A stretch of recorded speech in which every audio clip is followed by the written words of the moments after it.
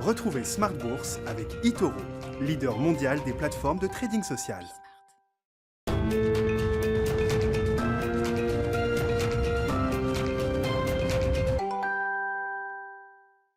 Et c'est reparti pour Smart Bourse, votre double dose quotidienne de marché en direct sur Bismart, chaque jour à la mi-journée, 12h30, 13h. Et en fin d'après-midi, désormais, la grande édition pendant 1 heure à partir de 17h. Au sommaire, ce soir, une nouvelle séance d'alerte sur les marchés, avec un CAC 40 qui a plongé jusqu'à plus de 2% au cours de cette séance. Et on remarque que depuis quelques semaines, on a de plus en plus fréquemment, en tout cas, ce genre de séance de sell-off. Mais qui se termine relativement bien jusqu'à présent. C'est un peu l'histoire du roseau qui plie mais qui ne rompt pas, puisqu'on a vu quand même un rebond du CAC en fin de séance. On reste dans le rouge et on va terminer cette séance dans le rouge, mais plutôt sur l'idée d'une baisse de 1% avec un CAC 40 qui est allé rebondir sur des niveaux autour de 6420 points. Vous aurez le résumé complet de cette séance dans un instant avec Alix Nguyen. Sur le front de la macro, ce sera peut-être la bonne nouvelle de la semaine, l'emploi américain qui devrait rebondir au mois de septembre après un chiffre au mois d'août qui avait été un peu faible. On aura le chiffre global du marché du travail américain ce vendredi à 14h30.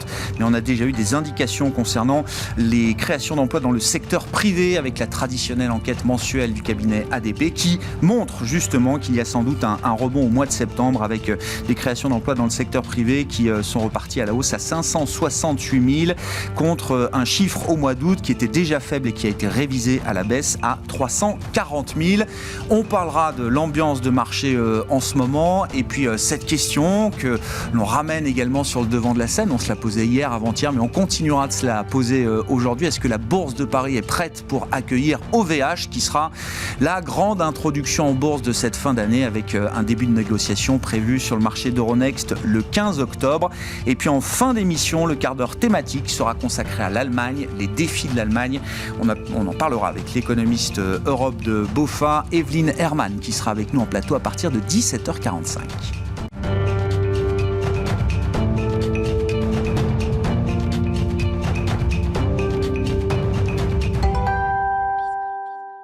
La volatilité s'installe donc sur les marchés. Résumé de cette séance avec Alix Nguyen. Le CAC ralentit dans sa chute comme momentanément sécurisé par une déclaration de Vladimir Poutine selon laquelle la Russie entend augmenter ses livraisons de gaz à destination de l'Europe. Le président russe s'est par ailleurs dit prêt à stabiliser le marché mondial de l'énergie. En Europe, donc, les prix du gaz naturel ont inscrit des plus hauts historiques. À Amsterdam, le prix du mégawattheure de gaz naturel est retombé à 117 € après avoir atteint un nouveau record à un peu plus de 162 €, soit un bond de 40% au plus fort de la séance après un gain de 20% hier. Les tensions sur le marché obligataire s'apaisent. Le rendement de l'emprunt américain à 10 ans se détend d'1 point de base. Aux États-Unis, les créations d'emplois privés ont fortement augmenté en septembre. Elles doublent presque par rapport à août. Le signe que le marché de l'emploi reprend de la vigueur alors que les contaminations au Covid-19 diminuent. Plus précisément, selon l'enquête mensuelle ADP, en septembre, 568 000 emplois privés ont été créés. Le secteur des loisirs et de l'hôtellerie reste le principal créateur d'emplois avec 226 000 créations. On note cependant que le marché ne semble pas réagir à ces nouvelles données. La bourse de New York a ouvert en net repli cet après-midi. Elle fait écho au marché européen, les craintes inflationnistes étant ravivées par cette nouvelle hausse des prix de l'énergie. Redoutait aussi une intervention plus rapide que prévu de la part des banques centrales afin de maîtriser l'inflation. Le prix du baril de pétrole brut léger américain a atteint en début de journée son plus haut niveau depuis 2014 à 79,78 $ le baril. Ce contexte pénalise la quasi-totalité des secteurs. Les valeurs technologiques restent les plus lourdement pénalisées. Focus sur quelques valeurs. Google annonce vouloir investir $1 milliard en Afrique au cours des 5 prochaines années afin de garantir un accès à Internet plus rapide et moins cher. Et puis les actionnaires de World Freight Company envisagent une cession pour 1,5 milliard d'euros. Demain, aucune publication de résultats d'entreprise ne figure à l'ordre du jour. Nous découvrirons en revanche les chiffres de la production industrielle en Allemagne et puis les traditionnelles inscriptions au chômage aux États-Unis. Tendance, mon ami, c'est avec Alix Nguyen chaque jour à 12h30 et à 17h dans Smart Bourse sur Bismart.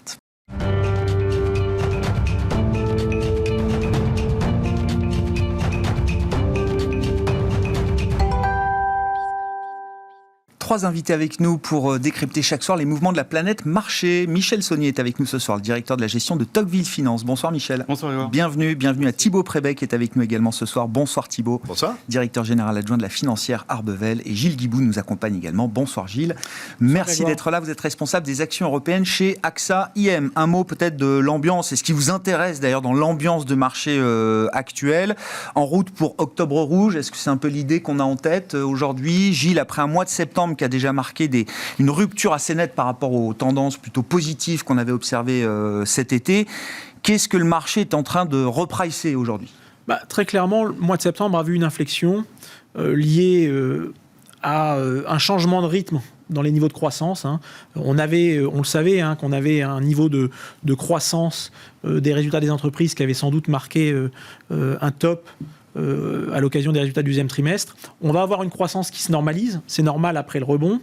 Donc on a une croissance mondiale qui est en train de se normaliser, avec quand même un certain nombre de nuages à l'horizon liés notamment aux disruptions et aux ruptures dans les chaînes d'approvisionnement qui créent quand même une crainte, qui crée une crainte du côté inflationniste, avec effectivement ce qui est en train de se passer, y compris sur les niveaux de l'énergie. Donc on a d'un côté la crainte inflationniste qui reste, des perspectives de croissance qui sont plutôt en train d'être révisées à la baisse, également avec l'inconnue chinoise qui contribue. La Chine, c'est quand même plus d'un tiers de la croissance mondiale. Donc on voit bien qu'après Evergrande, on a quelques autres opérateurs qui sont en difficulté. Donc on commence à dire finalement peut-être un peu moins de croissance, un peu plus d'inflation. Un peu moins de croissance, alors qu'on imaginait déjà une modération de la croissance, voilà. Vous dites, partant de cette idée-là. Et donc un peu plus d'inflation. Bon, si on fait une synthèse de ça s'appelle de la stagflation. Qu'est-ce qui s'est passé au mois de septembre? Baisse des marchés obligataires, baisse des marchés actions. Et la seule chose qui a servi de refuge à ce moment-là, c'était les valeurs les plus décotées. Donc effectivement, au mois de septembre, on a bien vu que les deux secteurs qui étaient en hausse, c'était l'énergie, effectivement, dont plus personne ne voulait, mais qui atteint des niveaux de valorisation qui étaient sans doute un peu absurdes, surtout au moment où les prix de l'énergie remontent. Et les banques, qui sont peut-être le seul secteur qui finalement voit son horizon un tout petit peu se dégager, parce qu'on a une courbe des taux qui se repentifie un petit peu, donc c'est bon pour les marges d'intérêt. Même si on a un ralentissement de la croissance, finalement, on a quand même une croissance qui reste là. Et surtout, d'un point de vue réglementaire, on a passé un certain nombre d'étapes réglementaires, et donc on a un cadre réglementaire qui se dessert, avec les perspectives de toucher des forts dividendes d'ici la fin de l'année.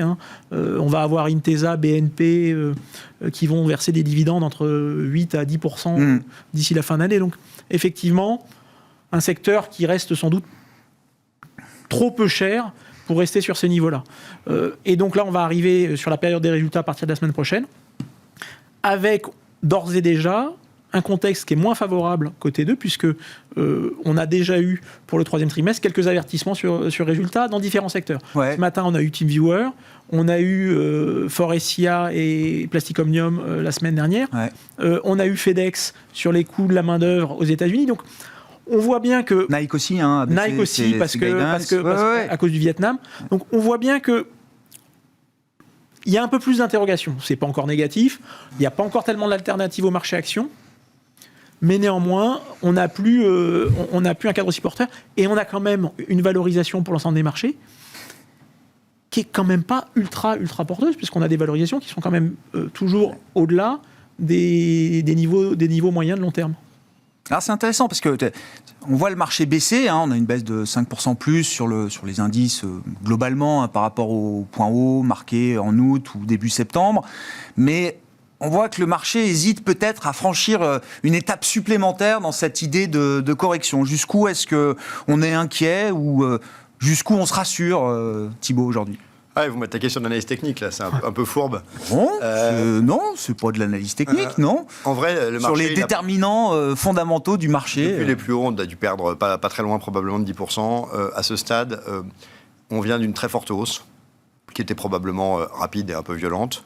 On a aujourd'hui une correction qui touche beaucoup des valeurs qui étaient extrêmement chères, ce qui ne me pose pas de problème fondamental, même si c'est souvent des titres sur lesquels on n'est pas inquiet. Après, il y a certains sujets qu'il faut aussi comprendre qu'il y a une asymétrie qui se forme. C'est-à-dire que quand on a des valeurs de luxe qui se payent, si on prend l'exemple de Hermès, 60 fois les résultats, on est quand même plus sensible à une mauvaise nouvelle que quand on a des valeurs qui se payent 4, 5, 6 fois les résultats. C'est assez légitime. Donc il y a une sorte de fragilité qui s'est formée. Là, il y a une baisse. effectivement, on a à peine baissé que tout le monde pense déjà qu'on va aller voir les plus bas, que tout va mal se finir, et qu'on pourrait avoir justement avec un peu de révision de la stagflation, etc. Donc c'est un bruit de marché, il est légitime de l'évoquer. Hier, des gérants disaient, tiens, on attend qu'on revienne peut-être sur les niveaux qu'on avait avant la crise Covid. Donc c'était un CAC autour de 6100 points. Voilà. Certains gérants espère même, j'ai envie de dire, ce genre de point d'entrée sur le marché. Le problème, c'est ce que je dis, on n'y est pas pour l'instant. On est un peu toujours dans la finance sur le wishful thinking. C'est-à-dire que tous les gens qui ont raté une hausse attendent que ça revienne au niveau avant la hausse pour pouvoir acheter. C'est ultra classique. Ce qu'on constate, c'est que, les indices ont changé de structure. Parce qu'il y a eu tellement de sous-performance, certains types de titres, et de surperformance d'autres, qu'on voit bien que le CAC, qui était quand même un indice télécom, pétrole, il n'y a pas si longtemps, on parle d'une vingtaine d'années, maintenant c'est un indice luxe, donc les choses vont vite. Et de facto, quand on prend la composition actuelle de l'indice, les profits sont quand même très au-dessus de ce qu'ils pouvaient être avant la crise. Je veux dire, les profits des LVMH et compagnie, c'est quand même pas du tout la même limonade. Donc l'idée qu'on pourrait revenir au même niveau qu'avant paraît pas complètement évident. Ce qu'on constate juste, c'est que les résultats sont globalement très bons, que les dynamiques sont bonnes et que les valeurs de croissance sont toujours sur une bonne dynamique. Après, est-ce qu'elles doivent se payer ce qu'elles se payaient il y a 6 mois? Est-ce qu'elles doivent se payer encore un peu moins cher? Tout peut se justifier chez Financière Abbeville, où on essaie d'avoir une vision plus stratégique de long terme. C'est pas quelque part tellement notre débat. Notre débat, c'est une question de valorisation, mais c'est pas une remise en cause de la trajectoire de ces flagships et de ces poids lourds de la cote. En fait, nous, on fait une idée qui est simple. Aujourd'hui, on a un problème qu'on est dans une crise de l'offre. C'est simple, on a du mal à fournir. Dans une crise de l'offre, tout le monde a du pricing power. Tout le monde dit, je suis capable de monter mes prix. Voilà, je fais des essuie-glaces, je peux monter mes prix, parce que comme il y a une pénurie, quelque part, on peut faire le prix qu'on veut. La question, c'est, dans 1 an, 2 ans, qui peut encore monter ses prix?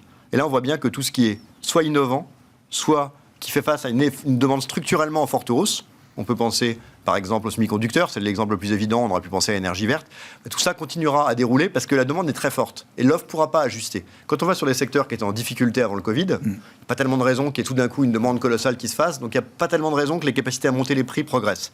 Donc du coup, nous, notre lecture, c'est qu'il ne faut pas changer son fusil d'épaule, il faut accepter une volatilité, parce que changer tout le temps son fusil d'épaule, ça amène souvent à faire beaucoup de bêtises. Aujourd'hui, on ne voit rien dans le marché qui nous préoccupe au point de dire qu'il faut complètement changer de stratégie. D'accord. Et les actions conservent un intérêt supérieur, même si les pics de croissance sont passés, même si on va avoir un peu de normalisation des politiques monétaires. C'est pas... Évidemment, parce que le problème, c'est que vous le dites vous-même, c'est intéressant la phrase que vous employez. Et vous ne dites pas les actions sont supérieures à X. Vous dites les actions sont supérieures parce que vous ne savez même pas tellement à quoi comparer, parce qu'il n'y a quand même pas grand-chose à côté, quoi. C'est ça le problème. C'est-à-dire qu'on voit que les stratégies dites alternatives, les hedges, les machins, ça fait bien longtemps que ça ne marche plus. On voit que le monétaire, le fonds en euros, c'est quand même difficilement très sexy. On voit que les cash actifs obligataires, quand on parle de taux qui remontent un peu, même si pour nous, on n'est probablement pas très loin du bout du chemin, c'est quand même pas ultra sexy. Donc il nous reste juste l'immobilier qui est le truc classique. Et l'immobilier, les discussions qui commencent à rentrer, même si on a beaucoup de temps devant nous, c'est que quand on prend un pays comme la Chine, aujourd'hui on est probablement à 1,5 milliard, 1,6 milliard, à la fin du siècle ils seront 800 millions, et que tous les pays ont aujourd'hui une démographie qui est quand même en forte baisse, à un moment quand les populations vont commencer à toutes fortement baisser, on va avoir des sujets. Donc c'est vrai que même si ça reste un actif sur lequel il y a encore du temps, il y a des questions qui se posent. Donc évidemment la bourse, mais en prenant son temps et en acceptant le fait que le chemin n'est pas une droite, c'est une sinusoïde. Nous, on continue à penser que sur les marchés actions, et plus particulièrement sur les thématiques croissance, ça reste une sinusoïde ascendante. Michel, quels sont les éléments là qui vous intéressent dans l'ambiance globale? Non, mais parce qu'il y a d'autres sujets, et je veux qu'on parle des introductions en bourse, mais... C'est dit beaucoup de choses. Et puis si, quand même, la crise énergétique, est-ce que ça peut être la pénurie de trop, et est-ce que ça redistribue un peu les cartes? Est-ce que ça remet en lumière quand même des acteurs de l'énergie dont le marché ne voulait plus structurellement presque? Le marché, il aime bien se faire peur de temps en temps. C'est un peu ce qu'on est en train de faire aujourd'hui. Et ce qu'on a pu observer cette année, c'est que les mouvements de barre sont très violents. Un coup, tout va bien, on est quasi euphorique, et puis d'un coup, c'est bientôt la fin du monde. Et c'est vrai qu'on a eu des ingrédients supplémentaires pendant l'été, la Chine, les pénuries de main-d'œuvre, les catastrophes naturelles, les inondations en Allemagne, en Chine, etc. Et j'en passe. Et puis, c'est vrai, comme le mentionnait mon confrère, on a la question des résultats du 3e trimestre. Donc, alors, un autre élément aussi, septembre, on n'oublie pas, c'est statistiquement le pire mois pour la bourse. Octobre, c'est le mois des grands cracks. Donc, s'il y a un moment où il faut une respiration des marchés après quasiment 1 an ininterrompu de hausse, c'est bien ces mois-là. Maintenant, est-ce que je suis inquiet par rapport au comportement de la bourse sur les mois à venir? Non. Il y a plein de raisons à cela. La première, c'est que je ne suis pas tout à fait d'accord sur l'histoire des valorisations.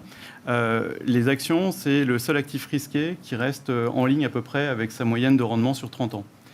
Si on regarde le rendement par le dividende en Europe, on est autour de 3-3,5%. La moyenne sur 30 ans, c'est 3,6%.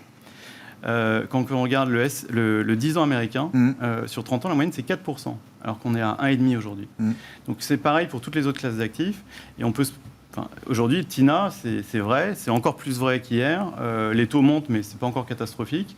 On estime qu'il faut une hausse de 40 points de base par mois pour que ça commence vraiment à faire peur au marché. Alors, marché-action, ouais, d'accord. Ouais. Donc là, on a fait 20 points de base en 2 semaines, donc on est sur ce rythme-là. Donc on a eu la correction, donc on a eu la value qui est revenue, puisque la value bénéficie de la quantification des courbes des taux via les financières notamment. Mais pour moi, rien de grave. À ce stade, la valorisation, on est à peu près à 15 fois les bénéfices. La moyenne historique, c'est aller autour de 14 fois. Quand on voit les P obligataires qui sont quasiment infinis, il y a encore de la marge. Voilà.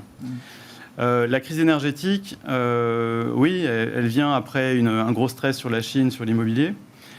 Pour moi, c'est un épiphénomène. C'est un peu l'opposé de ce qui s'est passé l'année dernière avec le pétrole. Rappelez-vous, le pétrole à moins 30 $ le baril. À ce moment-là, je disais qu'il fallait remplir les piscines avec du pétrole. Là, tous ceux qui ont du gaz naturel, il va falloir le vendre très très vite. Parce que si on regarde les courbes des forwards sur le gaz naturel, on voit que ça s'écroule à partir du mois de février. Donc il y a clairement un effet technique, puis une coïncidence qui est malvenue. C'est la première fois qu'on a un problème d'approvisionnement en Asie et en Chine en particulier. Merci la transition énergétique à marche forcée décidée par Xi Jinping. Et puis en même temps en Europe, puisqu'on a un phénomène de restockage qui se passe en Russie au moment même où le froid arrive en Europe. Donc c'est vrai que ça crée... Et où les stocks sont au plus bas. Et les stocks sont plus bas. On a une histoire, un imbroglio géopolitique autour de Nord Stream 2. Est-ce qu'il va être autorisé ou pas par l'Union européenne ?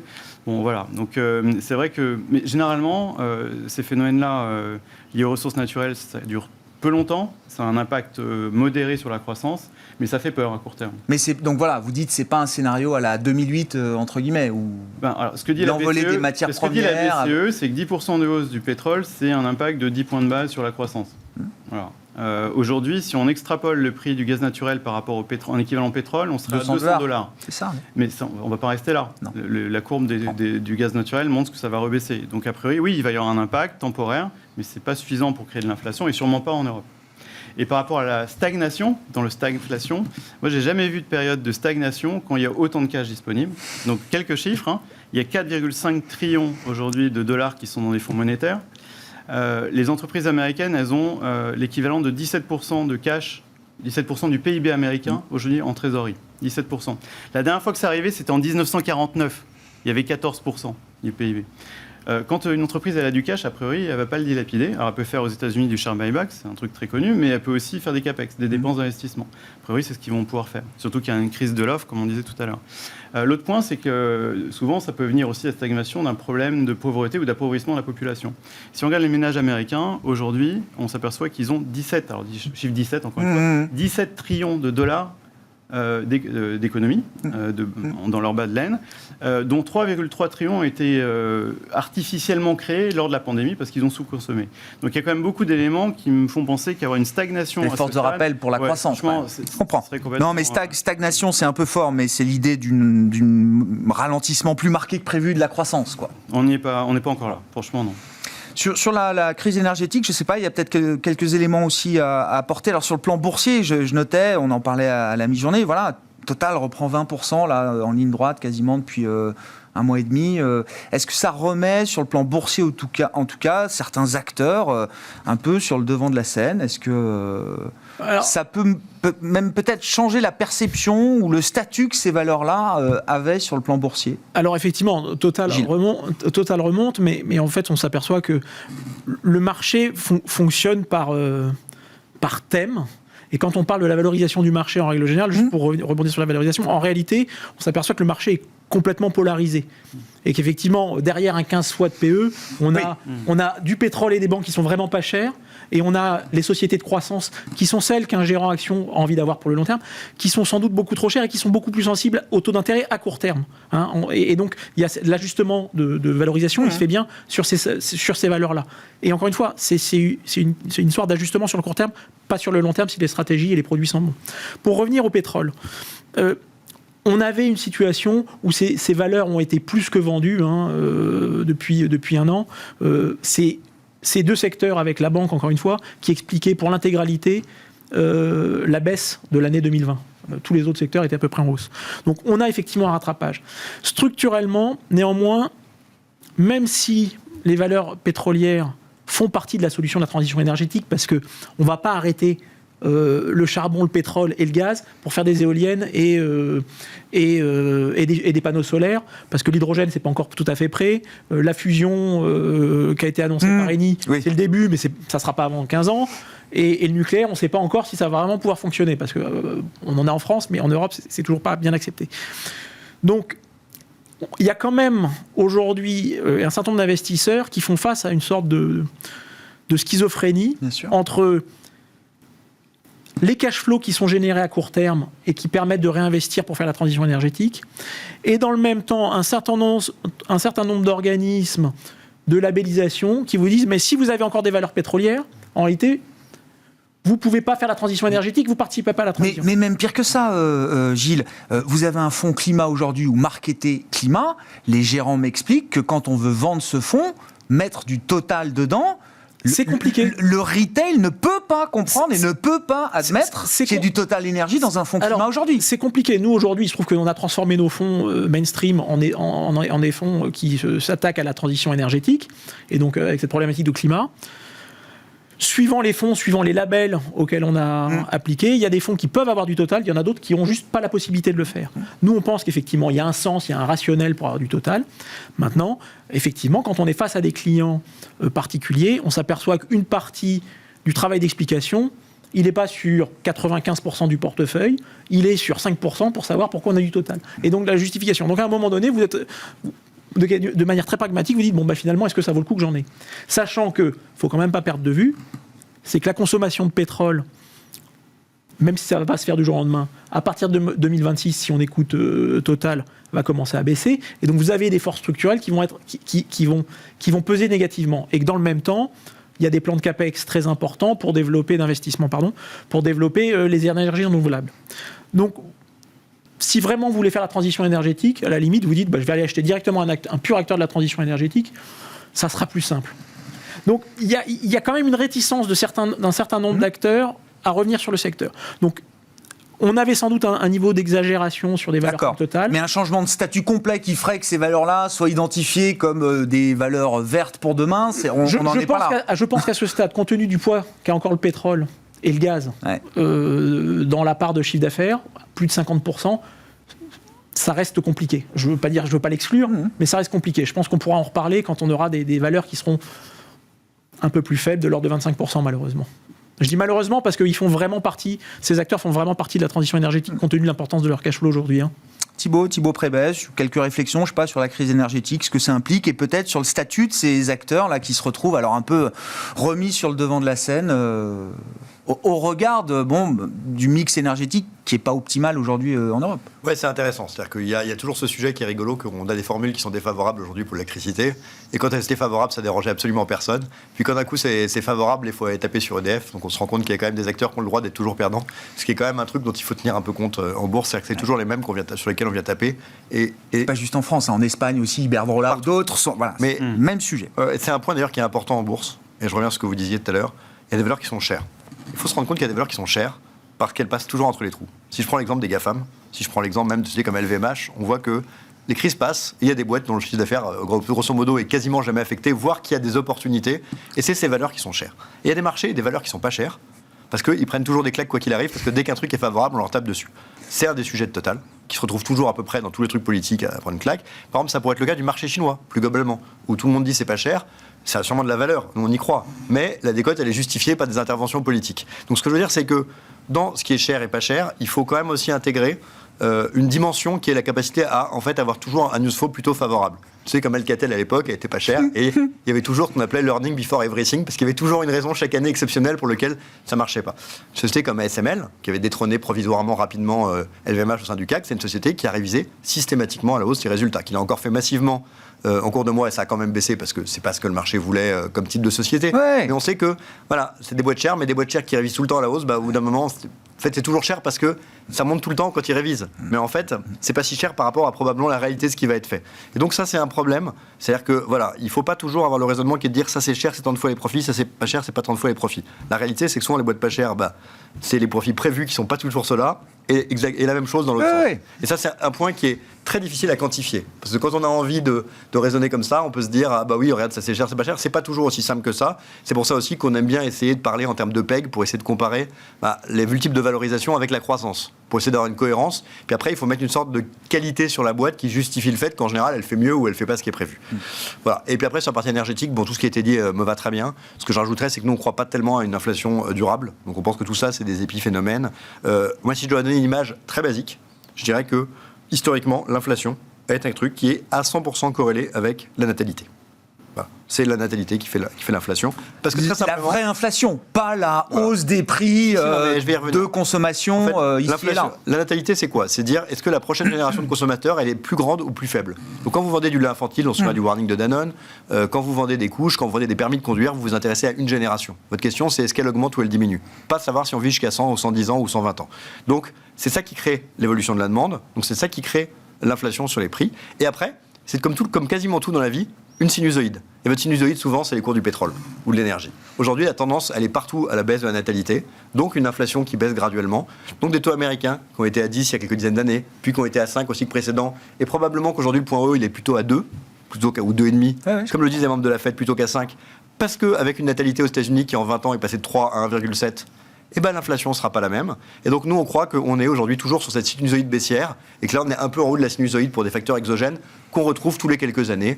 Que ce soit à la hausse du pétrole qui fait peur ou à la baisse du pétrole qui fait peur, généralement d'ailleurs toujours au banc quand au passage. Voilà. Nous on croit en cette idée-là, et donc on croit qu'aujourd'hui on reste sur cette sinusoïde descendante, et l'intérêt de ce discours, qui est juste ou pas juste, c'est que comme la démographie ça bouge pas très vite, ça nous laisse un peu tranquille sur nos convictions pour quelques temps. Ça apporte une conviction de long terme quand même. Ça permet à tempérer quand même sur la partie inflation, il y a quand même un élément exogène qui peut peser de manière transitoire, qui dure un peu plus que prévu. Hein, oui. On a vu transitoire qui est sur quelques années.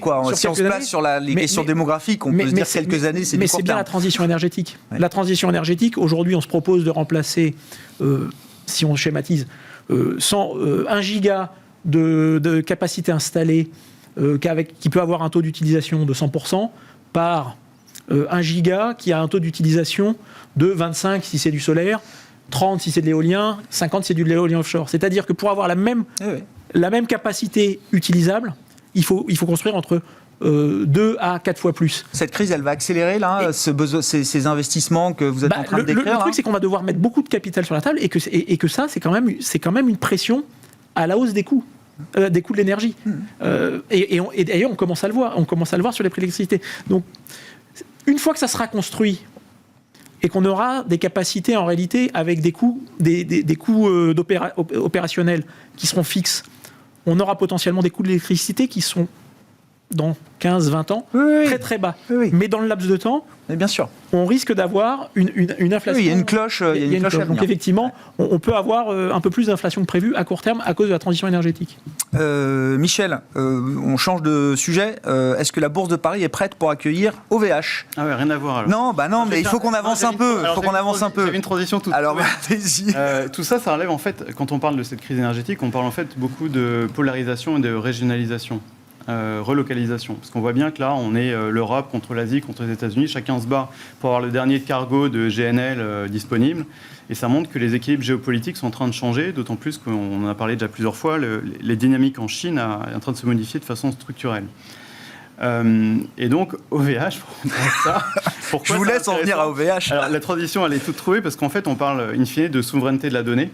On a bien compris que l'un des enjeux des 10 prochaines années, ce serait d'être maître de nos données, de ne pas les avoir localisées soit en Chine, soit aux États-Unis, soit ailleurs. Et c'est vrai qu'OVH, c'est un acteur français qui a ses serveurs basés en France. C'est une success story. Et sur le papier, c'est vrai qu'on a envie de l'accompagner, on a envie d'y croire. Maintenant, est-ce que le marché parisien est prêt à l'accueillir? En fait, c'est ça. C'est-à-dire que en termes de je relis ça même au sujet ICAD Santé, qui est un peu en termes profil boursier l'anti-OVH, c'est-à-dire ICAD Santé, foncière immobilier de santé, boîte ultra connue, visibilité maximum, rendement, ICAD est coté. Voilà. Ce que je veux dire, c'est que ça sort pas. Non, mais ICAD est coté. Est-ce qu'un dossier, alors à l'inverse, qui est peut-être pas un dossier dossier que tout le monde comprend très bien, c'est est-ce qu'on a les investisseurs qualifiés pour accompagner ce genre de dossier avec une taille d'opération qui n'est pas négligeable, puisque c'est quand même 350 millions, 450 avec les options à lever. Bon, déjà 450 millions, c'est pas énorme. Hein. On a déjà fait des introductions en bourse qui étaient plus importantes. Donc ça doit ICAD Santé, 800 à 1 milliard, ça sort pas. Alors d'accord. Alors ICAD, vous l'avez mentionné, ICAD c'est coté en bourse. Donc en fait, l'opération ICAD Santé, c'était de revaloriser une de leurs activités, ICAD Santé, en laissant un flottant qui resterait minoritaire. Donc des perspectives actionnariales qui étaient celles d'un rendement intéressant, mais somme toute limitées, puisque dépendant d'un actionnaire majoritaire qui le resterait. D'accord. L'autre point, c'est que ICAD est aujourd'hui extrêmement décoté en bourse par rapport à une activité ICAD Santé qui aurait coté avec une prime par rapport à la valeur de l'actif net évalué. Donc là, on n'a pas du tout le même point de départ et c'est pas le même secteur aussi. Il se trouve que, manque de bol, l'introduction en bourse a été placée sur le marché au moment où, pendant 10 jours, les taux n'ont pas arrêté de monter et valeur défensive plutôt axée taux plus bas plus longtemps. Quand les taux remontent, c'est pas le bon moment. Okay. Donc en fait, ils ont joué de malchance par rapport à ça et c'est vrai que le timing a entraîné une difficulté à placer le papier. Quand on parle d'OVH, c'est quand même un oiseau assez unique. En France et même en Europe. C'est un concurrent de tous les Amazon, Google de la Terre. Donc il y a un intérêt en termes de diversification de portefeuille du fait de cette activité-là. Après, on peut dire que c'est pas de la tech, que c'est plus de l'infrastructure. N'empêche que... j'en sais rien. Enfin, ça, c'est le débat qu'on a commencé avant d'ouvrir les micros. Donc, je sais pas. Vous dites c'est pas de la tech. Si, entre tech... Amazon, est-ce que c'est de la tech à la base? C'était beaucoup de la logistique. Donc, ça dépend de la façon de faire les choses. Moi, je trouve qu'ils ont une façon de présenter leur business model qui est assez intéressante. Il y a un profil de croissance qui n'est pas hyper flamboyant, mais ça apporte quelque chose. C'est pas de l'hyper-croissance. Quand on regarde la croissance du chiffre d'affaires, c'est pas l'hyper-croissance. C'est pas 30% par an. Néanmoins, ça répond à une nécessité qui est cette fameuse souveraineté, relocalisation, régionalisation, des choses qui sont considérées comme critiques aujourd'hui au niveau géopolitique. Et ça, c'est un argument boursier, ça? Alors, c'est un argument un peu chauvin. Mais non, mais je suis très content, il n'y a pas de problème là-dessus. L'argument boursier, c'est que finalement... Est-ce que ça suffit pour la bourse? Non, l'argument boursier, c'est que finalement, les valorisations attendues, enfin en tout cas ce qu'on voit passer pour le moment, semble relativement acceptable par rapport à ce que c'était au début. Donc ils ont revu un peu à la baisse les exigences. C'est vrai. Après, on verra l'histoire sur le long terme. En termes d'acceptation aussi, il faut savoir qu'il y a eu pas mal d'initiatives en France pour pouvoir favoriser...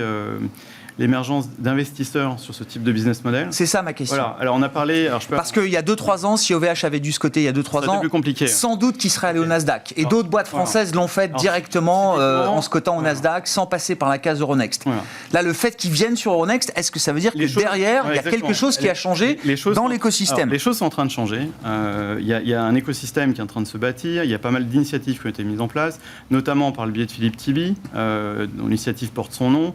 Nous gérons des fonds qui relèvent de cette philosophie. Donc l'idée, c'est aussi ça, c'est essayer de participer à la construction sur le long terme d'un écosystème français, européen, technologique, et donc d'avoir des fonds en capacité de répondre à ces appels au marché. Voilà. Typiquement, on en fait partie. Ça ne veut pas dire qu'on n'est pas regardant sur la valo, sur le modèle d'entreprise, etc. Au contraire, il y a beaucoup de dossiers qu'on a laissé passer parce qu'on pensait que c'était trop cher ou pas convaincant en termes d'avenir et de modèle. Mais voilà, donc je pense qu'aujourd'hui, on est bien plus outillé à Paris pour répondre à ce genre d'appel de capitaux. Ouais. C'est ça. Et je pense que ça va continuer. Les encours aujourd'hui dans les fonds tech ou assimilés tech, innovation, ont quand même bien cru. Est-ce que la Bourse de Paris est prête pour accueillir OVH? Bien sûr, puis elle le souhaite. Après, c'est vrai que vous le disiez, c'est pas non plus, c'est pas Google. Mais ce qui est intéressant, c'est que... faut bien commencer par quelque chose. Oui, et puis, enfin... Je pense que pour reprendre ce qui a été dit, nous aussi, effectivement, on est sensible, via notre fonds Disruptive Opportunities, à ce genre de choses. On constate quoi? On constate que quand on regarde les indices européens, on est obligé de regarder des petites et des moyennes valeurs, parce que quand on a passé à SML, SAP, on est quand même assez vite sur des indices qui, en termes de tech, sont quand même légers. Et même si on prend tech au sens un peu large, globalement, on en sort quand même assez rapidement dans le CAC, et même avec beaucoup de bonne volonté, déjà arriver à dire 10% de trucs qui ressemblent un peu à de la tech... Voilà, une fois qu'on a passé STM, on va chercher les Thales et Capgemini, puis assez vite, on est quand même... Donc, on a besoin de l'émergence de ce genre de valeurs, qu'on trouve plutôt dans les moyennes valeurs. Le Covid a beaucoup aidé parce qu'il a rebattu les cartes et que ces sociétés ont eu beaucoup de croissance, beaucoup d'attrait, se sont mieux valorisées. Donc, on a besoin de ça. l'idée que toutes les sociétés qui ont un peu de croissance ont des thématiques intéressantes avec le Nasdaq, c'est quand même en soi quelque chose qui est un constat d'échec. Avec toutes les initiatives prises, ça a été fait. Après, je ne me prononcerai pas sur la société qui est en cours de marketing parce que je ne veux pas perturber le processus d'introduction. Mais sur ce qu'on fait. Mais ce qui est intéressant, effectivement, c'est que je pense qu'il y a de plus en plus de sociétés de ce type. Et ce qui est également intéressant, c'est qu'en soi, qu'une société soit cotée ou pas, on s'en fout. Elle est là. Donc ça ne change rien pour l'écosystème. La différence, c'est juste de se dire, est-ce qu'on est capable d'aider des sociétés comme ça à lever des capitaux ? Et si on sait que sur le private equity, les placements privés, on est très en dehors de ce que peuvent faire les Américains. Si on peut essayer au moins que la bourse soit un relais, ça reste quand même une avancée positive. Oui. Ce qui permet de retrouver la fonction primaire aussi du marché boursier. Quand on parle de financement des entreprises, c'est pas en échangeant des titres sur le marché secondaire qu'on finance quoi que ce soit. Donc c'est bien dans ces opérations quand même que ça se joue.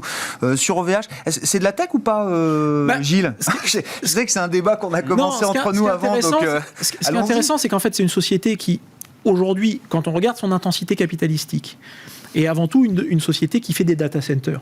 Les mêmes data centers qui, par ailleurs, dont personne ne veut quand on les regarde chez Atos. Parce que c'est pas tout à fait la même façon d'opérer. Ils ne sont pas positionnés sur les mêmes marchés. Mais ce que je veux dire, c'est que c'est quand même un investissement physique. Ce qui fait que la croissance, elle nécessite de mobiliser beaucoup de capitaux. L'enjeu de cette IPO, c'est quoi ?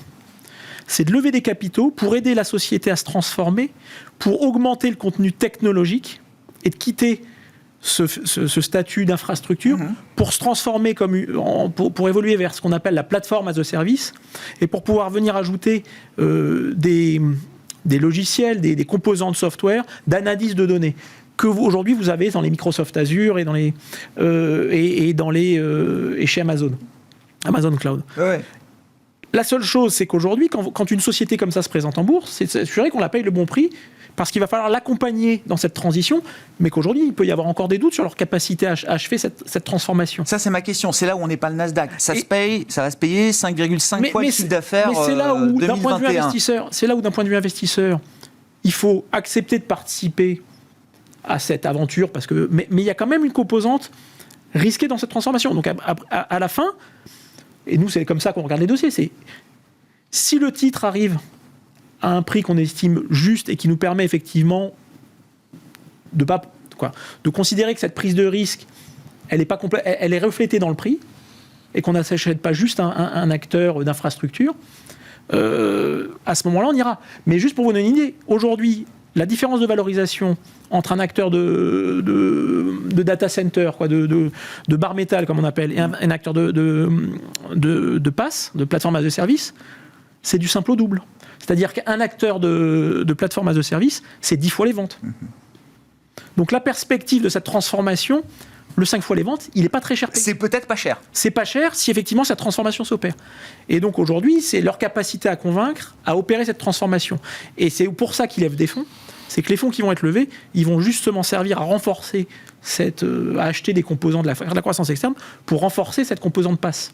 Et c'est là où ils ont besoin d'être convaincants. Alors, en plus, l'introduction en bourse d'OVH arrive au moment où, j'ai vu ça ce matin, Thales annonce un partenariat avec Google pour son cloud souverain. Alors, chez Orange, c'est avec Microsoft. Thales a également un partenariat avec OVH pour la partie cybersécurité. D'accord. Donc, le point qui est important. Parce qu'on parle de l'écosystème boursier, mais l'écosystème industriel français, européen, est-ce qu'il accompagne OVH ? Le point qui est important, c'est que la souveraineté, qui est effectivement mise en avant par OVH, et c'est le point qui fait qu'on a envie de l'accompagner, parce que ça leur donne un avantage, en réalité, elle n'appartient pas qu'à OVH. Puisqu'en fait, on s'aperçoit que les sociétés américaines, aujourd'hui, sont en train de monter des structures en Europe dans lesquelles ils vont abandonner, et c'est ce qu'a annoncé ce matin, je crois que c'est Amazon. J'ai pas suivi, mais dans son partenariat, ou Google avait dans son partenariat avec Thales, c'est qu'en fait, ils n'auront pas la majorité de cette entreprise. Parce que c'est pas uniquement le fait d'être localisé, c'est aussi d'avoir des capitaux majoritaires qui soient européens. Donc, en réalité, le côté un peu unique de OVH, c'est un avantage qui est quand même un peu ténu, parce que les Américains ont les moyens de venir combler ce retard, avec une puissance qui est quand même pas la même. Bon, sur le plan des introductions en bourse en général, est-ce que cette année a été une année importante ? Il y a eu plus d'introductions en bourse que de sorties de cotes. Ça, c'est déjà un élément un peu nouveau quand même. Est-ce que c'est le début de quelque chose ? Est-ce que c'est un phénomène de rattrapage, surtout par rapport à 2020 où beaucoup de dossiers ont été gelés ? Et puis, c'est un peu toujours le constat qu'on fait malheureux. Est-ce que c'est spécifique à l'écosystème parisien ou Euronext ? Les performances boursières sont très rapidement décevantes à la suite de ces introductions en bourse. Oui, cette année, ça va être une année historique en nombre d'opérations dans le monde. Et en fait, l'Europe est encore une fois plutôt le parent pauvre de l'activité d'introduction en bourse, contrairement à ce qu'on peut imaginer. Ça a longtemps été tiré par les introductions en bourse américaines et chinoises, jusqu'au coup d'arrêt qu'on connaît. Donc c'est vrai qu'en Europe, on a eu certes beaucoup d'opérations, mais de taille plutôt modeste par rapport à ce qu'on a vu ailleurs dans le monde. Et c'est vrai que la performance, si on regarde avec un peu de recul, est assez décevante à ce stade. Ouais. Ça, c'est un problème, ça. Alors, aux États-Unis, on est très attentif. Alors, le pop d'ouverture, combien ça va ? Est-ce que ça va doubler sur la première séance ? Il y a pas mal de choses. Déjà, il y a eu la volonté en Europe de lancer les SPAC, qui sont un véhicule d'investissement totalement nouveau pour les investisseurs européens et qui, pour l'instant, à quelques rares exceptions, n'ont pas fait des étincelles. C'est un chèque en blanc qui est signé à des entrepreneurs ou à des financiers qui s'engagent à partir d'une coquille vide dans laquelle on va mettre de l'argent à faire une acquisition dans un secteur qui est identifié en vue de consolider potentiellement un sous-secteur.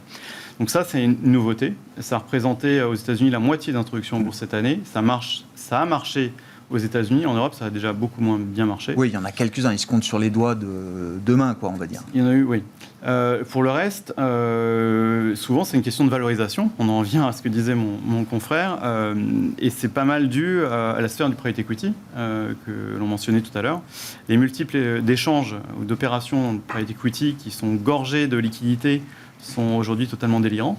Et c'est vrai que la tentation, c'est d'essayer d'obtenir des valorisations très élevées lorsque un fonds de private va céder une activité en bourse. Le problème, c'est que nous, actionnaires, ne sommes pas forcément prêts à payer ce décalage au fonds de private equity aujourd'hui quand ils essayent une opération en bourse. Il y a quelque chose qui n'est pas équilibré, vous dites, dans la manière dont ça... Il y a une différentielle. Déjà, c'est comme pour les... on a la même chose sur les... Oui, les fonds de private equity aujourd'hui, c'est quasiment la moitié des introductions en bourse. Donc, quand on voit ce qu'ils payent par ailleurs, c'est normal qu'ils exigent beaucoup. Et c'est vrai il y a un décalage de valorisation aujourd'hui qui justifie qu'il y a des attentes du marché qui soient déçues par les niveaux de valorisation. Thibaut, sur le bilan de l'année en matière d'introduction en bourse et ces performances boursières toujours un peu décevantes qu'on observe il y a déjà deux après choses. coup. La première, c'est qu'il y a quelque chose qui s'est cassé en 2008. En 2008, on avait cette idée que le private equity, c'était pas liquide. On achetait et puis on sortait un jour, et que donc il y avait une décote. Et en 2008, tous les gens qui ont vendu au plus bas avant de voir le truc remonter comme une flèche, particulièrement aux États-Unis où le rebond boursier a été particulièrement rapide, en fait, sont convaincus les institutionnels que finalement le private equity c'était plutôt un moyen de ne pas faire d'erreur, d'être valorisé tranquillement au pair jusqu'au jour où on gagne de l'argent et une vie beaucoup plus simple que nous, qui passons notre temps dès qu'il y a un coup de stress, à tous les clients qui appellent, qui machin, alors qu'en fait, au final, ils ne regarderaient pas les valos pendant 5 ans, souvent qu'ils seraient très contents. Et donc, du coup, la liquidité est devenue un boulet d'une certaine manière. Avec des idées de certains fonds, d'initiatives, de fonds fermés, vous l'avez vu, en disant que quelque part, les investisseurs, en fait, avaient plus envie de cette liquidité qui servait plutôt à faire des erreurs qu'autre chose. Et du coup, les fonds private equity, maintenant, ont plutôt une surcote. C'est-à-dire qu'ils sont... Voilà. Et donc, la problématique qui se pose, et vous l'avez dit très justement, c'est la sortie. C'est-à-dire que si le private equity a des sociétés qui sont mieux valorisées déjà à l'achat que le marché, une fois qu'ils veulent les sortir, il faut vraiment que la création de valeur ait été évidente pour qu'il y ait quelqu'un qui est prêt à les racheter et qui ait plus d'intérêt à aller en bourse qu'un autre fonds qui les racheterait. Et donc en fait, on arrive à cette idée que les fonds de private equity revendent à des fonds de private equity. Puis à un moment, quand ça commence à être trop gros pour les fonds français, qui n'ont pas la même capacité que les US, on dit tiens, ça allait faire un tour sur le marché. Et ce qu'on constate, c'est qu'il y a des introductions en bourse sur le marché qui sont extrêmement attractives, d'autres qui sont moins attractives. Mais ce qu'on doit constater, c'est que souvent, à cette introduction en bourse, on rince un peu les acheteurs. Et du coup, après, on peut mettre un peu de temps à retrouver de l'intérêt, à retrouver de nouveaux acheteurs qui regardent le dossier, à attendre des résultats. On a eu l'exemple, on en parlait en antenne, de Believe, qui est une société qu'on apprécie. C'est une société qui a vu son cours de bourse s'écrouler post-introduction en bourse de plus de 30% avant de revenir au point de départ. Qu'est-ce qu'on constate, c'est qu'après l'initiation en bourse... Donc l'histoire, elle commence maintenant, en fait, vous dites, pour Believe. Nous, on croit dans l'idée qu'on achète une introduction en bourse parce qu'on croit dans la boîte dans 5 ans. Donc ce qu'elle fait dans les 3 mois suivants, c'est pas tellement un sujet. Après, on serait toujours plus malin à l'acheter 3 mois après. Mais il faut bien que l'introduction se fasse, donc il faut bien y aller aussi. Rapidement pour conclure. Juste la chose que je note, moi, c'est quand on regarde une introduction en bourse, la question qu'il faut se poser, c'est pourquoi on vient en bourse ? Est-ce qu'on vient pour faire un chèque à l'actionnaire ou pour repayer de la dette, ou est-ce qu'on vient pour accompagner un projet de croissance? Et ce qui est séduisant avec OVH, quelque part, c'est qu'on va acheter, on va participer à une histoire de croissance. Si on est juste là pour quelqu'un qui cherche à valoriser le mieux possible sa boîte, souvent, pour moi, c'est plutôt un signal que vaut mieux s'abstenir. Parce que on est là pour essayer de participer à un financement et pas juste pour faire un chèque à quelqu'un qui voudrait vendre sa boîte. On s'arrêtera là pour ce soir. Merci beaucoup, messieurs. Et OVH, donc début des négociations le 15 octobre. Je le rappelle, on sera là pour suivre ce moment important pour l'écosystème de la Bourse de Paris. Nos 3 invités ce soir, Michel Saunier, Tocqueville Finance, Gilles Guibou, AXA IM et Thibaut Prébet, la financière Arbevel.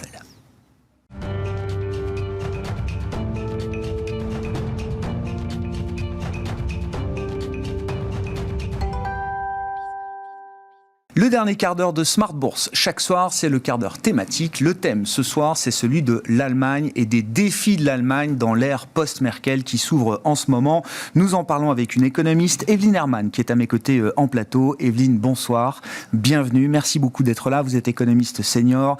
Vous suivez les économies européennes chez Bank of America Global Research. Je précise que vous êtes native d'Allemagne et que vous parlez un excellent français puisque vous avez en partie fait votre formation en France, je crois. Vous avez étudié en partie en France et vous êtes d'ailleurs localisé aujourd'hui à Paris, Evelyne. On va parler un peu de politique, bien sûr, mais je voulais commencer quand même par un petit état des lieux de l'économie allemande dans cette sortie de crise.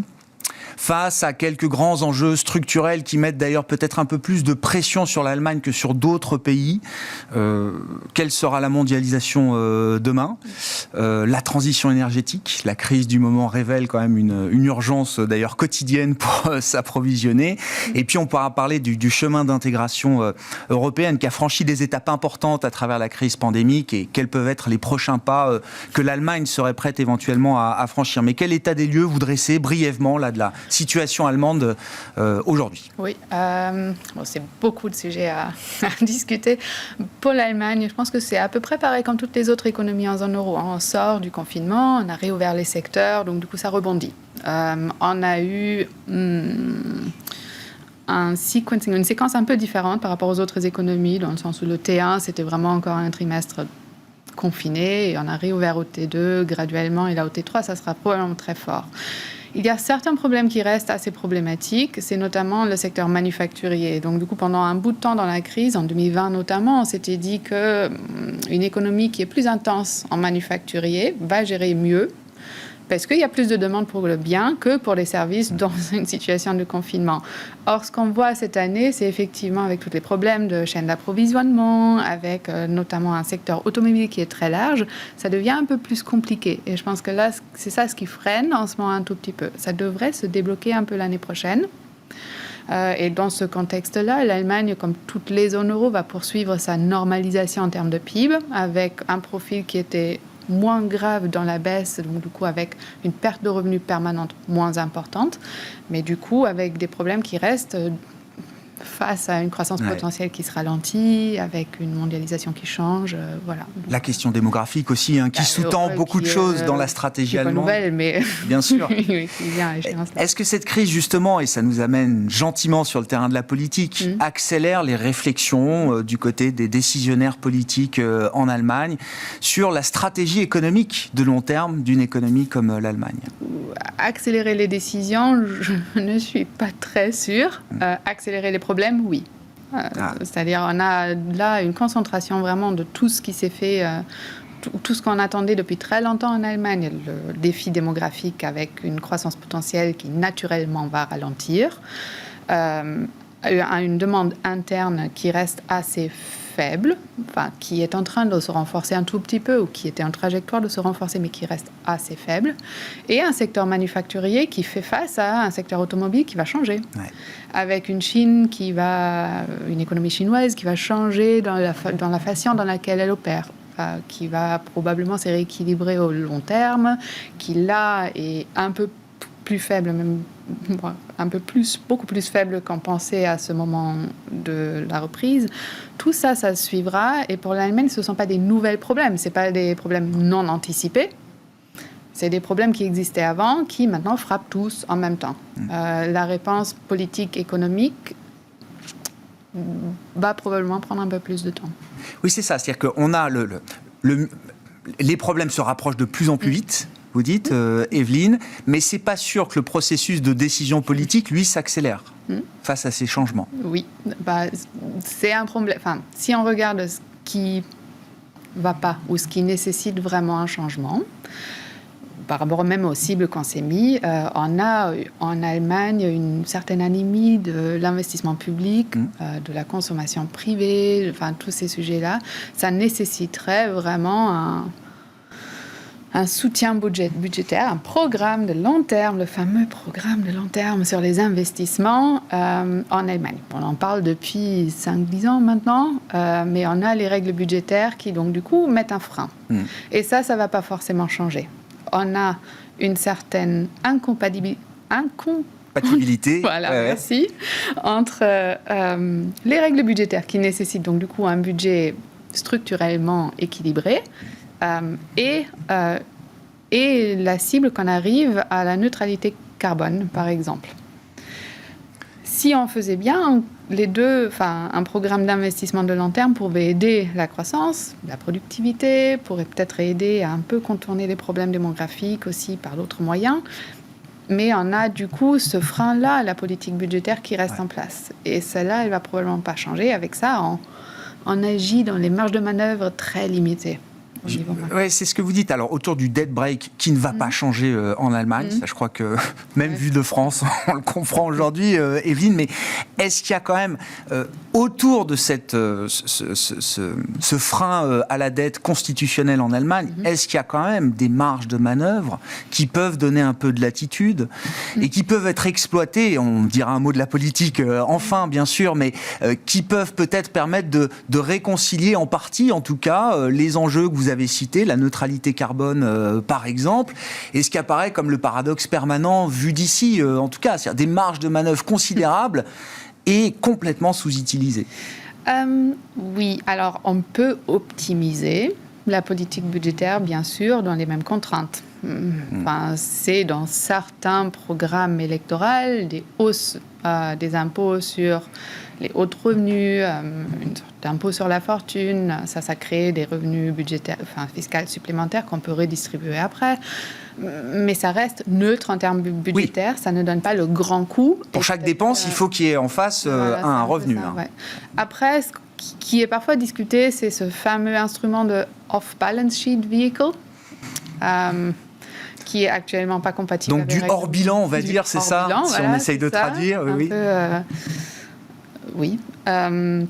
Un budget séparé, donc du coup, du budget officiel, c'est pas tout à fait compatible avec les règles européennes. Donc du coup, c'est là qu'il y a une compatibilité peut-être en ce qui peut, certains disent, être compatible avec la règle allemande, mais ce qui n'est pas compatible aujourd'hui avec les règles budgétaires européennes. Mais si on écoute bien ce que disent certaines parties qui sont actuellement dans les négociations, c'est qu'il s'agit essentiellement d'une mobilisation des investissements privés. Et donc, du coup, avec ça, le focus vraiment est en train de changer. Nous, on discute beaucoup sur l'investissement public, mais à l'intérieur de l'économie, le débat est peut-être, parmi beaucoup d'acteurs économiques, sur les investissements privés plus que sur le public.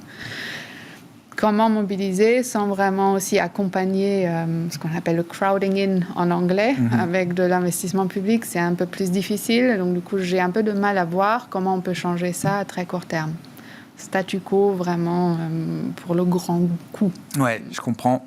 Comment vous regardez alors déjà le rapport de force, le nouveau rapport de force politique en Allemagne, tel qu'il a été sanctionné par le scrutin et les élections générales, et surtout, alors ce qui est sous nos yeux en ce moment, la manière dont les discussions se mettent en place. Je comprends que les libéraux et les Verts entament une première phase de négociation exclusive avec les sociodémocrates du SPD. Donc c'est l'idée de la coalition Traffic Light, qui est un peu le scénario central dans toutes les hypothèses qu'on a. On verra jusqu'où ça nous mène, mais quels peuvent être les points, les lignes stratégiques sur lesquelles il y a peut-être des bougées, des éléments à attendre aujourd'hui, Evelyne? C'est super difficile à dire, parce qu'il y avait ces négociations bilatérales qui, donc, du coup, vont commencer en trilatéral à partir de demain. Il y a certains sujets, donc du coup c'est à ce moment plutôt sur les sujets, la digitalisation, l'éducation, les progrès sur les politiques climatiques. C'est des grands sujets qui sont en commun à tout le monde. Après, comment on fait précisément, on ne sait pas. On sait que les Verts avaient cette ambition de changer, modifier la règle budgétaire et avoir un plan de relance financé par un déficit public. Ça vient percuter la position des libéraux, par exemple. Ça marche pas forcément. Enfin, ça marche pas avec les libéraux qui disent non au changement de la règle budgétaire. La hausse des impôts, c'est aussi quelque chose qui est pas refusé, mais qui est objecté de l'autre côté. C'est pas vraiment très clair comment on va trouver un consensus pour vraiment arriver à faire des choses. Donc du coup, là, on est vraiment en attente. Donc ça risque d'être beaucoup de compromis au final, c'est ça? C'est normal. Oui, non, mais... c'est le principe de... Oui. Oui. Et donc l'idée quand même plutôt d'un statu quo, c'est ça qu'il faut comprendre à la sortie de... Il y aura certainement des changements ici et par là, mais aujourd'hui, je ne serai pas capable de vous dire quel sera le résultat final et les politiques mettre en vigueur, parce qu'il y a, sauf les titres des sujets, très peu de visibilité sur comment on y arrive. Bon, on va suivre. Et on sait que d'expérience, en 2017, je crois que ça avait duré des mois, et que Angela Merkel était encore chancelière peut-être 6 mois après l'élection, c'est ça, Evelyne? Elle était aussi 4 ans après l'élection, du coup. Oui, c'est vrai. Mais bon, on verra un peu combien de temps ces discussions se déroulent. Non, je voulais qu'on termine pour revenir au sujet économique du moment, qui est celui de l'inflation. 4,1% d'inflation en Allemagne sur un an pour la dernière marque harmonisée du mois de septembre. Est-ce que cela peut se traduire par une hausse significative des salaires négociés en Allemagne, Evelyne? Alors, c'est un peu compliqué. C'est le sujet actuellement discuté, surtout dans les marchés aussi. Il y aura encore plus de hausse dans l'inflation allemande vers la fin de l'année. On arrivera vers les 5%, voire un peu plus que ça. Maintenant, pour les effets secondaires sur les salaires, c'est un peu plus compliqué. On a vu dans les négociations salariales, donc vraiment les syndicats dans tous les secteurs de l'économie, une baisse de la croissance des salaires très importante en 2020 et en 2021. On est arrivé d'un rythme de 2,5 à 3% par an à 1,5 selon les secteurs. Là, il y aura une normalisation, je pense. Un rattrapage. Il y aura une normalisation de la croissance. Je ne suis pas sûre qu'on va rattraper donc du coup les 2 années de l'année dernière. Je comprends. Mais on va probablement revenir, ou on devrait revenir à un rythme plus normal, parce que l'économie aussi revient à un rythme plus normal. Après cette phase de transition entre actuellement 1,5 qu'on voit dans le glissement annuel des négociations salariales, cette transition jusqu'au 2,5 ou 3%, ça va probablement provoquer beaucoup de brouhaha. Préparons-nous. On ne sait pas si ça finit là. Ouais. D'après tout ce qu'on a vu ou d'après tout ce qu'on entend, ou quand on regarde ce que demandent les syndicats divers et variés en ce moment, les demandes d'augmentation salariale sont un peu plus faibles qu'ils ne l'étaient avant crise. Et puisque là aussi c'est compromis, si on entre une négociation avec une demande qui est un peu plus faible, qui a l'air grande au total, entre 4 et 5%, mais qui est de 1 point de pourcentage moins qu'avant, le résultat est peut-être aussi un peu moindre déjà en préprogrammé, mais voyons. Donc, normalisation, oui. Au-delà de ça, j'y crois pas encore. Mais... Oui, c'est ça. L'idée, c'est qu'on ne sort pas totalement de la modération salariale en Allemagne. Non, dans toutes les discussions, c'est la compétitivité qui continue à peser très lourde. C'est une économie qui est très orientée vers les exportations. C'est aussi la sécurité d'emploi qui pèse très lourde avec les défis dans l'automobile. Et oui, après, c'est la flexibilité qu'on négocie. Donc, plus de temps, moins d'heures de travail pour peut-être un peu moins de paie. Voilà. Merci beaucoup, Evelyne, d'avoir été avec nous pour nous apporter ces éléments d'analyse et de réflexion sur l'Allemagne, la situation économique allemande, avec évidemment les négociations politiques qui entrent dans une phase importante, des négociations tripartites, SPD, FDP et Verts qui se déroulent là pour les prochains jours. Evelyne Herrmann qui était avec nous en plateau, économiste Europe chez Bank of America Global Research. Ainsi se termine Smart Bourse ce soir. On se retrouve demain en direct à 12h30 sur Bismart.